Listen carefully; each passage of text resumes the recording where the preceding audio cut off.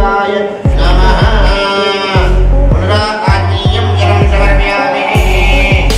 क्या शिवलिंग radio active होते हैं? क्या आपको मालूम है नासा द्वारा जब भारत के शिवलिंग पर रिसर्च की गई तो क्या नतीजा निकला? और क्या आपको ये पता है कि उज्जैन से लेकर बाकी ज्योतिर्लिंगों के बीच की जो दूरी है उसके रहस्य ने पूरी दुनिया को हिला के रख दिया। दोस्तों, अगर आप इन सारी बातों से अनजान हैं तो आपने बिल्कुल सही वीडियो पर क्लिक किया है, क्योंकि देवों के देव महादेव के शिवलिंग को पूरी दुनिया में पूजा जाता है। लोग इस पर जल चढ़ाते हैं, इसकी पूजा करते हैं, लेकिन शिवलिंग से जुड़े कई सारे रहस्य हैं जिससे आधी से ज्यादा दुनिया अनजान है। पर आप चिंता मत कीजिए, हमारे आज के वीडियो में हम आज शिवलिंग से जुड़े रहस्यों से पर्दा उठाने वाले हैं, जिन्हें जानने के बाद आप भी हैरत में पड़ जाएंगे। बस अगर आपने अभी तक हमारे चैनल को सब्सक्राइब नहीं किया है तो चैनल को फटाफट सब्सक्राइब कर दें, ताकि हम इसी तरह की शानदार वीडियोस आपके लिए लगातार लाते रहें।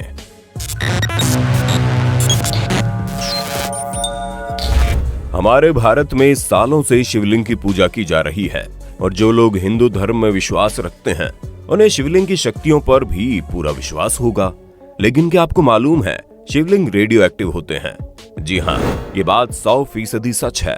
और अगर आपको हमारी बातों पर विश्वास नहीं होता तो जरा आप एक बार भारत का रेडियो एक्टिव मैप उठाकर देख लीजिए, जिसे देखकर आप पूरी तरह से हैरान हो जाएंगे, क्योंकि भारत सरकार के न्यूक्लियर रिएक्टर के अलावा सभी ज्योतिर्लिंगों के स्थानों पर सबसे ज्यादा रेडिएशन पाया जाता है। ऐसे में अगर आप थोड़ी देर तक धार्मिक दृष्टिकोण को किनारे कर दें तो शिवलिंग को और कुछ नहीं बल्कि न्यूक्लियर रिएक्टर माना जाता है। और ये एक अहम वजह है कि शिवलिंग पर जल चढ़ाया जाता है ताकि वो शांत रहे। अब कई सारे लोगों को हमारी बातें कंफ्यूजिंग लग रही होगी, तो जरा हमारी बातों पर गौर कीजिए और बताइए, जब कोई व्यक्ति गुस्सा होता है या फिर उसका पारा चढ़ जाता है तो हम उसे पीने के लिए पानी क्यों देते हैं? जाहिर सी बात है, ताकि उसका मन शांत हो जाए और अंदर से वो ठंडा हो जाए। ठीक उसी तरह हम शिवलिंग पर जल तो चढ़ाते हैं, लेकिन बहुत कम लोगों को पता है कि शिवलिंग एक न्यूक्लियर रिएक्टर है। और अगर इस तरह से इसे देखा जाए तो न्यूक्लियर रिएक्टर को शांत रखने के लिए उस पर जल चढ़ाया जाता है। सिर्फ इतना ही नहीं, महादेव के सबसे प्रिय पदार्थ जैसे कि बेलपत्र, धतूरा, ये सब न्यूक्लियर एनर्जी को सूखने यानी अपने अंदर एब्जॉर्ब करने वाले हैं। और इसलिए जब हम शिवलिंग के ऊपर जल चढ़ाते हैं तो ये सारी चीजें भी साथ ही साथ शिवलिंग में डालते हैं। और खास करके हम ये चीज शिवरात्रि के समय में करते हैं। असल में दोस्तों, हम इंसान माने या ना माने, लेकिन सालों से हिंदू धर्म में की जाने वाली अधिकतर चीजें वैज्ञानिक दृष्टिकोण से बिल्कुल सही है। फिर चाहे वो माथे पर चंदन लगाना हो या फिर नवरात्रि के समय व्रत करना हो।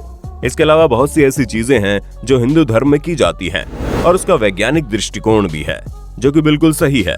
और शिवलिंग के केस में हमें कुछ ऐसा ही देखने को मिलता है। हम सालों से अपने बड़े बुजुर्गों को शिवलिंग के ऊपर पानी डालते हुए देखते हैं, तो हमें भी लगता है ऐसा करना चाहिए। लेकिन ऐसा क्यों करना चाहिए, ये ना ही आपको पता होगा, ना ही सालों से शिवलिंग के ऊपर पानी डालने वाले आपके बड़े बुजुर्गों को इसका अंदाजा होगा। और आपने ये भी सुना होगा कि शिवलिंग के ऊपर जो जल चढ़ाया जाता है वो जब नीचे गिरने लगता है तो उसे कभी लांघा नहीं जाता। इसके पीछे साइंटिफिक कारण है। असल में जो पानी शिवलिंग पर चढ़ाया जाता है वो भी रिएक्टिव हो जाता है। ऐसे में उसे लांघ कर रिएक्शन हमारे ऊपर भी आ सकता है, इसलिए उस पानी से किनारे रहने में ही भलाई है। कहा जाता है कि शिवलिंग का जल नदी के बहते पानी से मिलकर औषधि का रूप ले लेता है, यानी कि एक दवा की तरह काम करता है। ऐसे में आप लोगों ने अपने बड़े बुजुर्गों को कई बार ये चीज कहते हुए सुना होगा, अगर महादेव शिव शंकर नाराज हो जाएंगे तो प्रलय आ जाएगा। इसलिए हमेशा शिवलिंग पर पानी डालकर भोलेनाथ की आराधना करनी चाहिए। इसके पीछे का कारण साफ है, अगर पृथ्वी पर मौजूद एनर्जी विपरीत तरीके से काम करने लगेगी तो ये हमारे लिए ही बुरा होगा। वाकई में दोस्तों, हमें इस बात पर ध्यान देना चाहिए कि हमारी संस्कृति, हमारी परंपराओं के पीछे कितना गहरा विज्ञान छुपा है, जिसका हमें अंदाजा ही नहीं है। कई बार हम इन चीजों को अंधविश्वास कहकर उनसे दूरी बना लेते हैं, जो हमारे लिए ही नुकसानदायक होता है। आपने देखा होगा, जो लोग सच्चे दिल से ईश्वर की आराधना करते हैं, उनकी पूजा करते हैं, उनका मन हमेशा शांत रहता है, क्योंकि वो हमेशा एकाग्रचित होकर उन एनर्जी पर फोकस करते हैं जिनका कनेक्शन डायरेक्ट ब्रह्मांड से होता है। अब हम आपको ज्यादा साइंटिफिक चीजों में नहीं ले जाएंगे, लेकिन अगर मोटा मोटा देखा जाए तो हम सभी को पता है कि न्यूक्लियर बम कितने ज्यादा खतरनाक होते हैं, जिनका धमाका अगर एक बार हो जाए तो उसके आसपास के कई किलोमीटर तक असर रहता है। हालांकि बम के धमाके से जो लोग मरते हैं वो तो मरते ही हैं, लेकिन धमाके के बाद उसका जो रेडिएशन होता है वो लोगों को धीरे धीरे मारना शुरू कर देता है। और ये जो रेडिएशन है वो कुछ और नहीं बल्कि एनर्जी ही तो है, जो धमाके के बाद सक्रिय हो जाती है और अपना खतरनाक रूप दिखाना शुरू कर देती है। हालांकि न्यूक्लियर बम में जो एनर्जी होती है वो हमारे लिए अच्छी नहीं होती, इसलिए हम उसे खतरनाक समझते हैं। लेकिन प्रकृति में मौजूद एनर्जी हमारे लिए बिल्कुल भी बुरी नहीं है, जो इस संसार को चला रही है, क्योंकि हर एक चीज का कनेक्शन दूसरी चीज से है और दूसरी चीज का कनेक्शन तीसरी चीज से है। इसी तरह संसार चल रहा है और इनमें से एक भी चीज अगर डिसबैलेंस हो गई तो ब्रह्मांड का सत्यानाश हो जाएगा। ये चीजें जो हम आपको बता रहे हैं, इन्हें जानने के लिए वैज्ञानिक अधिकतर भारत की तरफ रुख करते हैं, क्योंकि यहाँ पर बहुत सी ऐसी चीजें की जाती है जिसका कनेक्शन डायरेक्ट प्रकृति के नियमों से होता है और वो चीजें साइंटिफिकली सही भी होती हैं। ऐसे में ये कहना बिल्कुल भी गलत नहीं है कि हम भारतवासी सालों से वैज्ञानिक जीवन जी रहे हैं। वैसे तो हमारे भारत में बहुत से ऐसे मंदिर मौजूद हैं जहाँ चमत्कार देखने को मिलते हैं, लेकिन आपको ये जानकर आश्चर्य होगा कि भारत में ऐसे महत्वपूर्ण शिव मंदिर हैं जो केदारनाथ से लेकर रामेश्वरम तक एक सीधी रेखा में बनाए गए हैं। वाकई में ये बात सोचने वाली है कि हमारे पूर्वजों के पास ऐसी कौन सी वैज्ञानिक तकनीक थी जिसकी मदद से वो इन चीजों को करने में सफल हो पाए, और हमें इसका अंदाजा भी नहीं है। उत्तराखंड का केदारनाथ, तेलंगाना का कालेश्वरम, आंध्र प्रदेश का कालहस्ती, तमिलनाडु का एकम्बरेश्वर, चिदम्बरम और रामेश्वरम, इन सभी को 79 डिग्री पूर्व की भौगोलिक सीधी रेखा में बनाया गया है। और ऐसा कोई इत्तेफाक नहीं है। पता नहीं हमारे पूर्वजों ने इस काम को कैसे संभव किया, क्योंकि ये सभी मंदिर प्रकृति के 5 तत्वों के लिंग की अभिव्यक्ति का प्रतिनिधित्व करते हैं, जिन्हें हम आम भाषा में पंच महाभूत भी कहते हैं। और आपने भी पंच महाभूत के बारे में सुना ही होगा, यानी जल, पृथ्वी, अग्नि, वायु और अंतरिक्ष। इन्हीं 5 तत्वों के आधार पर इन 5 शिवलिंग को स्थापित किया गया है। दोस्तों, अगर हम पहले शिवलिंग की बात करें, श्री कालहस्ती मंदिर में टिमटिमाते दीपक से पता चलता है कि वो वायु लिंग है। दूसरे त्रिवर्णिका मंदिर के अंदरूनी पठार में जल वसंत से पता चलता है कि वो जल लिंग है। तीसरे अन्नामलाई पहाड़ी पर विशाल दीपक से पता चलता है वो अग्निलिंग है। चौथे कांचीपुरम में रेत के स्वयंभू लिंग से पता चलता है कि वो पृथ्वी लिंग है। और अंत में चिदम्बरम की निराकार अवस्था से भगवान की निराकारता यानी आकाश तत्व का पता चलता है।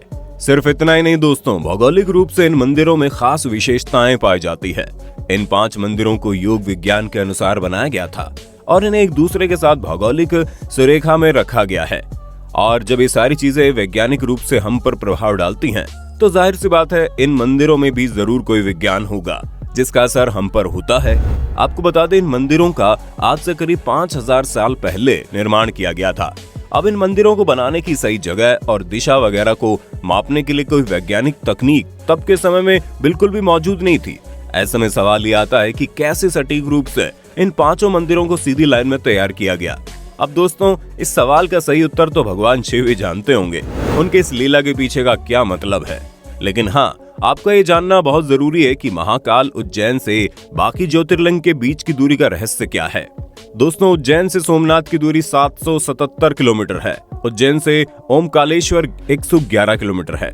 उज्जैन से भीमाशंकर 666 किलोमीटर है। उज्जैन से काशी विश्वनाथ 999 किलोमीटर है। उज्जैन से केदारनाथ 888 किलोमीटर है। उज्जैन से त्र्यंबकेश्वर 555 किलोमीटर है। उज्जैन से बैजनाथ 999 किलोमीटर है। उज्जैन से रामेश्वरम 1999 किलोमीटर है। अब आप समझ गए होंगे कि उज्जैन से जितने भी सारे मंदिर हैं, उनके बीच की दूरी का जो नंबर है वो बिल्कुल एक ही है, जो बार बार रिपीट हो रहा है। ये किसी चमत्कार से कम नहीं है। वाकई में दोस्तों, हिंदू धर्म में कुछ भी बिना कारण नहीं होता, तभी तो उज्जैन पृथ्वी का केंद्र माना जाता है। सनातन धर्म में हजारों सालों से मानते आ रहे हैं और यही वजह है कि उज्जैन में सूर्य की गणना और ज्योतिष गणना के लिए 2050 सालों पहले मानव निर्मित यंत्र भी बनाए गए हैं। और ये सारे इस तरफ इशारा करते हैं कि आज से हजारों साल पहले रहने वाले लोग या तो शिवलिंग और इसके रहस्य के बारे में भली भांति जानते थे, तभी उन्होंने ज्योतिर्लिंग को इस तरह से स्थापित किया। या फिर हो सकता है ये सारी बातें एक ऐसा चमत्कार है जो आपको सिर्फ और सिर्फ भारत में देखने को मिलेगा। हमें पूरी उम्मीद है आप शिवलिंग से जुड़े रहस्यों को अच्छे से समझ गए होंगे। अब आपका इस पर क्या कहना है कमेंट में बताइए। इसी तरह की वीडियोस को लगातार देखते रहने के लिए चैनल को लाइक, शेयर, सब्सक्राइब करना बिल्कुल ना भूलें। दोस्तों, आपकी स्क्रीन पे 2 और वीडियोस दिख रही हैं, जिसे देखने के लिए आप इस स्क्रीन पर क्लिक करें। दोनों देखिएगा, बहुत अच्छी वीडियो बनी है।